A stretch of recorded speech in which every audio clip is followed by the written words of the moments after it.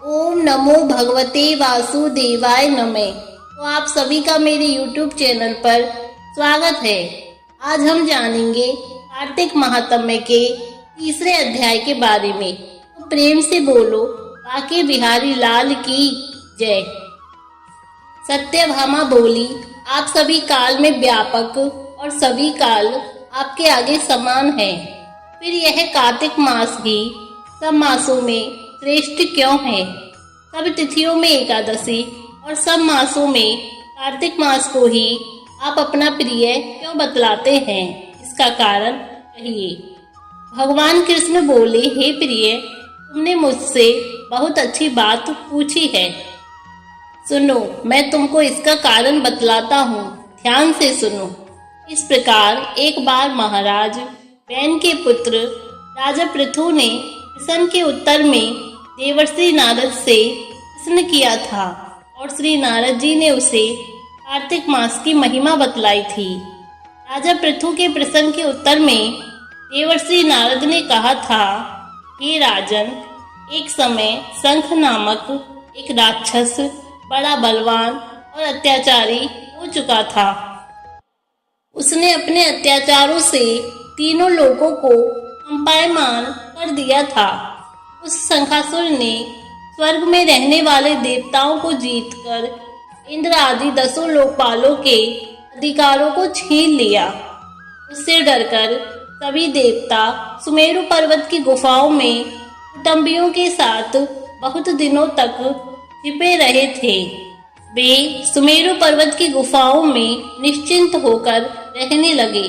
उधर जब शंख को पता चला कि देवता आनंद से सुमेरु पर्वत पर रहने लगे हैं, तो उसने सोचा कि ऐसी कोई दिव्य शक्ति जरूर है जिसके कारण अपना अधिकार छीन जाने पर भी देवता बलवान होते हैं। यह सोचते सोचते वह इस परिणाम पर पहुंचा कि वह सब वेद मंत्रों के बल से ही बलवान हो रहे हैं। अगर इनसे वेद छीन लिए जाएं तो वे अपने आप निर्बल हो जाएंगे। देवर्षि नारद बोले, ऐसा सोचकर असुर शंख ने भगवान विष्णु को सोते हुए देखकर सत्यलोक में वेद चुराने के लिए पहुंचा। उसको आता देखकर भगवान विष्णु ने उसकी नीयत जानकर उसके डर के मारे बीज मंत्रों के साथ समुद्र के जल में छिप गए। शंख भी वेद मंत्रों तथा बीज मंत्रों को ढूंढता हुआ समुद्र में प्रविष्ट हो गया, लेकिन न तो उसको वेद मंत्र मिले और न ही बीज मंत्र। जब शंख समुद्र से निराश होकर वापस लौटा तो उस समय श्री ब्रह्मा जी पूजा की सामग्री लेकर सब देवताओं के साथ भगवान विष्णु की शरण में पहुंचे और भगवान को गहरी नींद से जगाने के लिए गाने बजाने लगे और धूप गंध आदि से बार बार उनका पूजन करने लगे। धूप दीप नैवेद्य आदि अर्पण करने पर भगवान की निद्रा भंग हुई और वह देवताओं सहित श्री ब्रह्मा जी को अपनी पूजा करते देखकर बहुत प्रसन्न हुए और उनसे कहने लगे, मैं आप लोगों के इस कीर्तन और मंगलचारण से अति प्रसन्न हूँ। आप अपना अभिष्ट वर मांगिए, मैं अवश्य प्रदान करूँगा। जो मनुष्य आश्विन शुक्ल की एकादशी से देवोत्थानी एकादशी तक ब्रह्म मुहूर्त में उठकर मेरी अर्चना करेंगे, वे तुम्हारी तरह मेरे प्रसन्न होने के कारण सुख को प्राप्त करेंगे।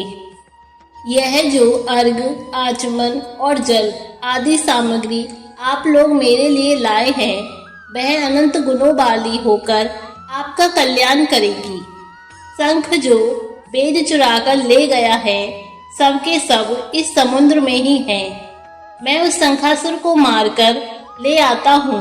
आज से मंत्र बीज और वेदों के साथ चारों वेद प्रतिवर्ष कार्तिक मास में जल में विश्राम किया करेंगे। अब मैं मत्स्य का रूप धारण करके समुद्र में जाता हूँ और आप लोग भी ऋषि महर्षियों को साथ लेकर मेरे साथ चलें। जो कार्तिक मास में पहर रात्रि पहले स्नान करते हैं वे निश्चय ही अक्षय फल को पाते हैं। वह अज्ञात में अमृत स्नान का फल प्राप्त करते हैं। हे देवेंद्र, जो कार्तिक मास में व्रत करते हैं उन्हें सब प्रकार से धन, पुत्र पुत्री आदि देते रहना, उन्हें सब आपत्तियों से बचाते रहना। हे धनपति कुबेर, मेरी आज्ञा अनुसार तुम उनका धन धान्य बढ़ाते रहना, क्योंकि इस प्रकार का आचरण करने वाला प्राणी मेरा रूप धारण करके जीवन मुक्त हो जाता है। जन्म से लेकर मरण पर्यंत जिसने विधि पूर्वक यह उत्तम व्रत किया है वह आप लोगों का भी पूजनीय है। आप लोगों ने मुझे कार्तिक शुक्ल एकादशी तिथि को जगाया है, इसलिए यह एकादशी मान्य है और मुझको बड़ी प्रिय है। हे देवताओं, यह दोनों व्रत नियम पूर्वक करने से प्राणी मेरे समीप पहुँचते हैं। इन व्रतों के करने से जो फल मिलता है वह अन्य व्रतों से नहीं मिलता।